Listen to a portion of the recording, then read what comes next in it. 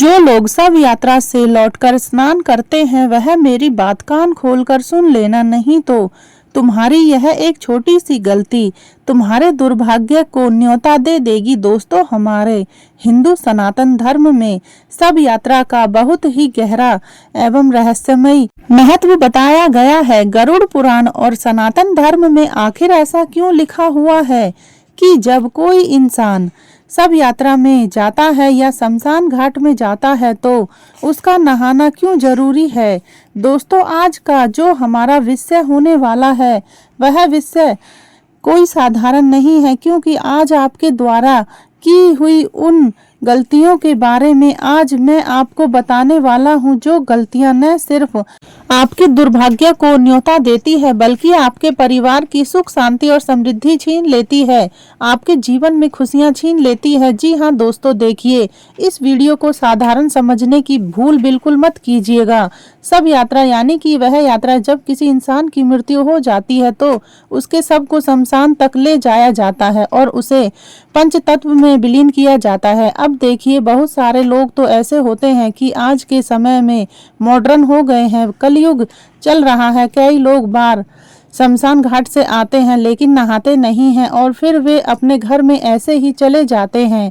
कोई अपनी दुकान पर चला जाता है, कोई अपने व्यापारी स्थान पर चला जाता है, लेकिन वे नहाना सही नहीं समझते हैं। लेकिन इसके पीछे गरुड़ पुराण क्या कहता है वह आज कान खोलकर सुन लेना, नहीं तो तुम्हारा जीवन अस्त व्यस्त होने में देर नहीं लगेगी। जी हाँ दोस्तों, सबसे पहले तो मैं आपसे हाथ जोड़कर एक छोटी सी विनती करती हूँ कि जो भी बात बताऊंगी बिल्कुल सरल और स्पष्ट भाषा में बताऊंगी। तो सबसे पहले आप सभी इस वीडियो को लाइक कर दीजिए और कमेंट बॉक्स में यदि आपके मन में कोई भी शंका है, कोई भी प्रश्न है जो आपके मन में चल रहा है तो बेझिझक आप हमसे पूछिएगा, हम आपके सभी सवालों का जवाब देंगे। दोस्तों देखिए, जो लोग शमशान घाट से आकर अंतिम यात्रा सम्मिलित होकर यह सोचते हैं कि नहाना कोई जरूरी बात नहीं है तो वे कान खोलकर सुन लें, क्योंकि हमारे सनातन धर्म की उस गहराई को समझें, उस गहराई को जाने जिसे ऋषि मुनियों ने हजारों वर्ष पहले देख लिया था।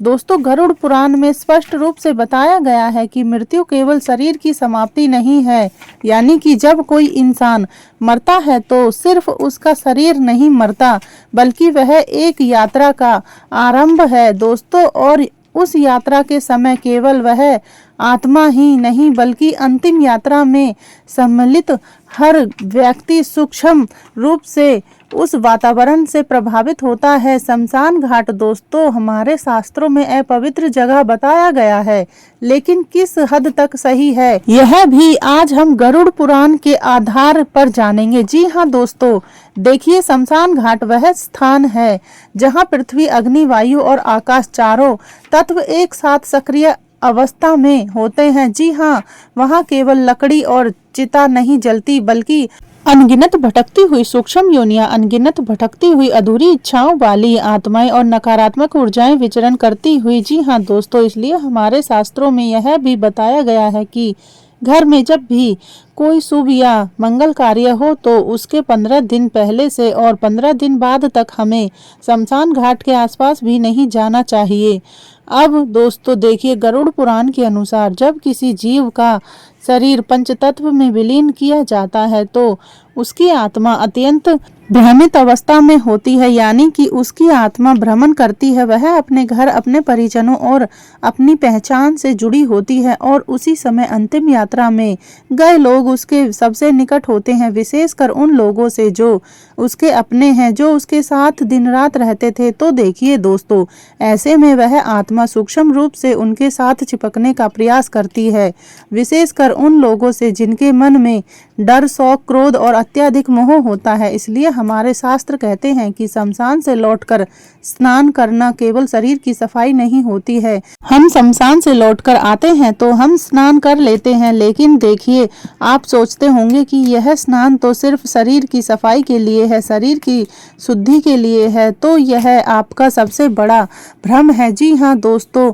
बता देती हूँ कि शमशान से लौटकर स्नान करना केवल शरीर की सफाई नहीं बल्कि सूक्ष्म शरीर की शुद्धि है। जल को सनातन धर्म में जीवन, शांति और शुद्धि का माध्यम माना गया है और गरुड़ पुराण बताता है कि जल में प्रवेश करते ही व्यक्ति के चारों ओर बनी नकारात्मक ऊर्जा की परत टूट जाती है। यानी कि जब आप शमशान घाट से आए, अंतिम यात्रा से आए, तो आपको आकर जरूर नहाना चाहिए। जी हाँ दोस्तों, और जो भी सूक्ष्म प्रभाव शमशान से साथ आया होता है वह जल में प्रभावित हो जाता है और इसी कारण कहा गया है कि घर में प्रवेश करने से पहले या तुरंत घर आकर स्नान करना चाहिए। लेकिन आज के समय में देखिए, कुछ लोग तो ऐसे होते हैं कि घर के अंदर ही जाकर स्नान करने लगते हैं, जबकि हमारे शास्त्रों में बताया गया है कि जब भी हम अंतिम यात्रा या शमशान घाट से लौटकर घर आते हैं तो हमें घर के बाहर ही स्नान करना चाहिए,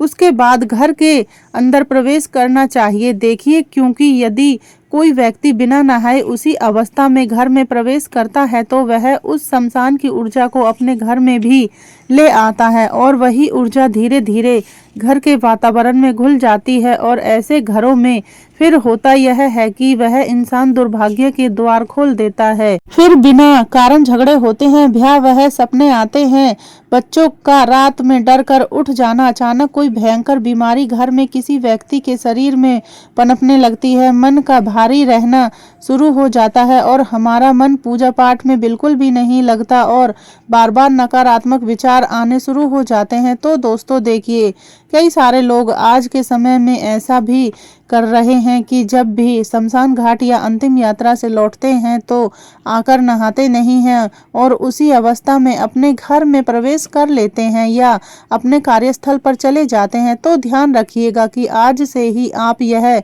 गलती करना बंद कर दे। जी हाँ दोस्तों, बता देती हूँ कि गरुड़ पुराण में तो यह भी वर्णित है कि जो लोग अंतिम यात्रा से लौटकर स्नान नहीं करते वे अनजाने में मृत आत्मा की यात्रा में बाधा बनते हैं। अब आपके मन में यह सवाल जरूर आ रहा होगा कि ऐसा कैसे हो सकता है, क्योंकि मरने वाला तो मर गया, मरने वाले की जीवन की यात्रा शुरू हो गई, लेकिन हमारा न नहाना उसकी यात्रा में बाधा का कारण कैसे बन रहा है। तो वह भी मैं आपको बताती हूँ। देखिए, वह आत्मा बार बार उन्हीं के पास मंडराती रहती है, उसे यह भ्रम होता है कि अभी भी उसका संबंध जीवित संसार से बना हुआ है। इससे आत्मा को यमलोक की यात्रा में कष्ट होता है और जीवित व्यक्ति को जीवन में अस्थिरता का सामना करना पड़ता है। जी हाँ दोस्तों, आपको मैं बता देती हूँ कि सबसे जरूरी बात यही है कि आप अंतिम यात्रा और सब यात्रा से लौटकर स्नान जरूर करें, क्योंकि कई बार जो लोग अंतिम यात्रा से आकर नहाते नहीं हैं तो उन्हें बिना कारण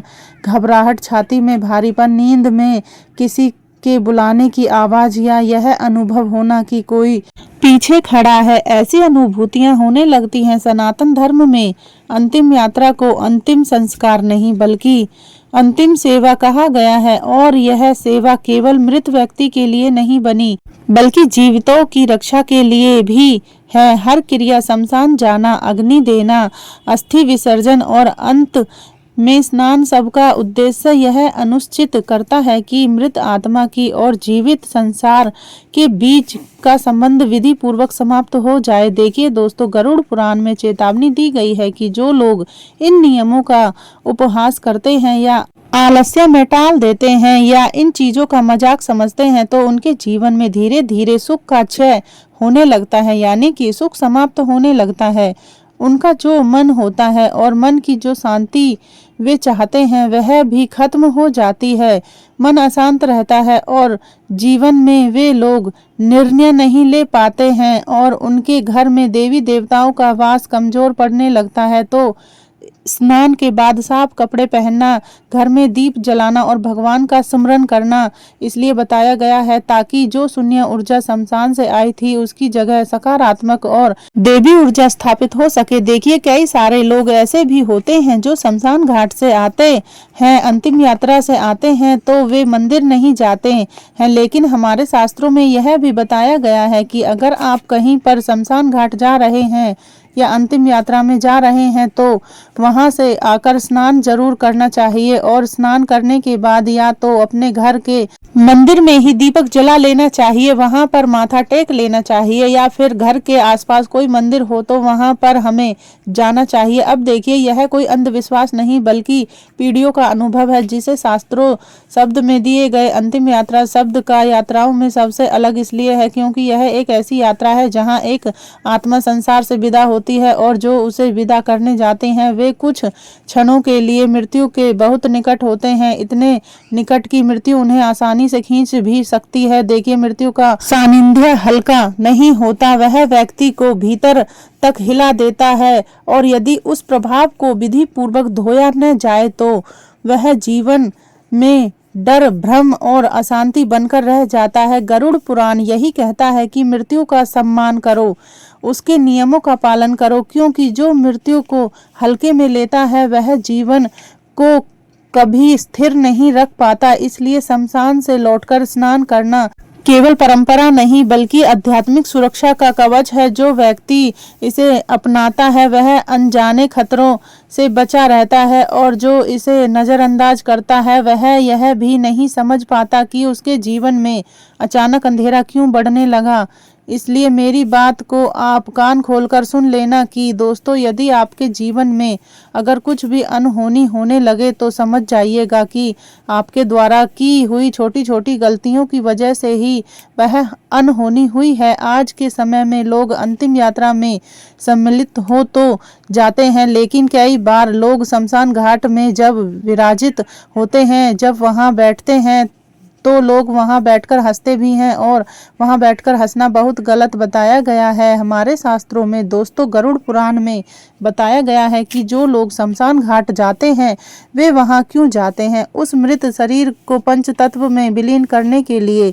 लेकिन कुछ लोग शमशान घाट में बैठकर समाज की बातें, परिवार की बातें, हास उपहास करने लगते हैं, बड़ी बड़ी ठहाके मारते हंसने लगते हैं। तो गरुड़ पुराण क्या कहता है यह भी ध्यान से सुन लीजिएगा कि हमें शमशान घाट में अपने आप को किस तरह व्यवस्थित रखना चाहिए, क्योंकि लोगों को यह भी नहीं पता कि आज के समय में कि हमें शमशान घाट में कैसे रहना चाहिए। देखिए दोस्तों, बताया गया है कि शमशान घाट बिल्कुल साधारण और सामान्य स्थान नहीं है। वहाँ हंसी मजाक, ऊंची आवाज में बात करना, फोन पर हंसना या इधर उधर देखना पूरी तरह से वर्जित माना गया है। यह हमारा शास्त्र कहता है। कहा जाता है कि वहाँ मन जितना चंचल होता है उतनी ही जल्दी जो सूक्ष्म नकारात्मक ऊर्जाएं होती हैं वह हमारी तरफ आकर्षित होती हैं। इसलिए जब भी आप शमशान घाट में जाएं, जब भी वहां बैठें तो सिर झुकाकर, कम बोलकर और गंभीर रहना चाहिए, क्योंकि वहां की जो शांति होती है दोस्तों और वहां का जो ऊर्जात्मक वातावरण होता है उसका सम्मान हमें जरूर करना चाहिए। देखिए, शमशान घाट में जब भी हम जाएं तो वहां पर एक चीज का ध्यान और रखें कि अनावश्यक चीजों को न छुएं। शमशान में पड़ी लकड़ी, राख, चिता की मिट्टी, हड्डियां, कोई भी वस्तु बिना कारण नहीं छूनी चाहिए, क्योंकि गरुड़ पुराण के अनुसार इन वस्तुओं में मृत आत्मा की सूक्ष्म छाप जुड़ी होती है जो जीवित व्यक्ति के साथ घर तक आ सकती है। और देखिए दोस्तों, जब हम किसी इंसान की शव यात्रा में जाएं तो शव यात्रा के दौरान भी कुछ गलतियां हैं जो हमें नहीं करनी चाहिए। देखिए दोस्तों, जब हम किसी इंसान की शव यात्रा में जाते हैं तो कुछ लोग ऐसे होते हैं जो उनका नाम लेकर जोर जोर से रोते हैं। तो शास्त्रों में माना गया है कि शव यात्रा के समय अत्यधिक विलाप आत्मा को बांध देता है। शांत आंखों से श्रद्धा रखें और मन में प्रार्थना करें कि भगवान आत्मा को शांति दे। लेकिन कई लोग ऐसे होते हैं जो बार बार नाम लेकर अत्यंत विलाप करते हैं, तो उससे होता यह है कि वह आत्मा बंधन से मुक्त नहीं हो पाती है और फिर उस आत्मा की आगे की यात्रा में बहुत सारी तकलीफों का सामना करना पड़ता है। और देखिए, सब यात्रा में जब हम जाते हैं तो आज के समय में ऐसा हो गया है कि लोग अत्यधिक मात्रा में आते हैं लेकिन सब यात्रा की मर्यादा को नहीं समझते। सब यात्रा में लोग धक्का मुक्की करने लगते हैं, अर्थी को कंधा देने के लिए धक्का मुक्की करते हैं, जबकि धक्का मुक्की, जल्दबाजी या मजाक करते हुए चलना ठीक नहीं है। धीमी चाल, संयमित कदम और सिर झुकाकर चलना सबसे श्रेष्ठ माना गया है। देखिए, केवल वही लोग सभी को छुएं जिन्हें परिवार से अनुमति दी हो। बिना कारण बार बार छूना या देखना यह भी गरुड़ पुराण में ठीक नहीं माना गया है, क्योंकि उस शरीर को छूने की अनुमति बहुत कम लोगों को दी जाती है और इसके पीछे शास्त्रों का गहरा उल्लेख मिलता है। देखिए, शव यात्रा में जब आप जाएं तो ध्यान रखिएगा कि कुछ भी खाना पीना नहीं है। शव यात्रा में लोग पान, सिगरेट, गुटखा, चाय आदि बड़े चाव से खाते पीते हुए चलते हैं, लेकिन इन सभी चीजों को हमारे शास्त्रों में वर्जित माना गया है, क्योंकि यह भोग का नहीं बल्कि त्याग का समय है। कम शब्दों में, धीमी आवाज में शांत बना दें। लंबे उपदेश या अपनी परेशानियां सुनना ठीक नहीं है। परिवार के प्रति हमेशा संवेदना रखें और मन में डर नहीं बल्कि स्वीकार भाव रखें। देखिए, जब हम किसी इंसान की अंतिम यात्रा या शव यात्रा में जाते हैं तो हमारा मन डरने लगता है। यह सोचने लगता है कि कहीं यह घटना हमारे परिवार में न हो जाए, कहीं यह घटना हमारे घर में न हो जाए। तो मृत्यु से डरने की बजाय जीवन के सत्य को स्वीकारें, क्योंकि डर व्यक्ति को स्थिर करता है जबकि स्वीकार शांति देता है। और यात्रा पूरी होने पर मन को हल्का रखें। अंतिम दर्शन के बाद मन में यही भाव रखें कि ईश्वर उस आत्मा को शांति दें और अपने चरणों में स्थान दे। जी हाँ दोस्तों, अब देखिए, मैंने आपको जो जानकारी बताई है वह जानकारी गरुड़ पुराण के आधार पर दी थी। तो अगर आपको मेरे द्वारा बताई गई जानकारी अच्छी लगी हो तो मेरी इस छोटी सी वीडियो को आप सभी लाइक अवश्य कर दीजिएगा। और यदि आपके मन में कोई भी शंका, कोई भी सवाल है जो आपको खाए जा रहा है तो आप बेझिझक कमेंट बॉक्स में हमसे अवश्य पूछें। आपके सभी सवालों का जवाब बाकायदा दिया जाएगा और हमारे चैनल को सब्सक्राइब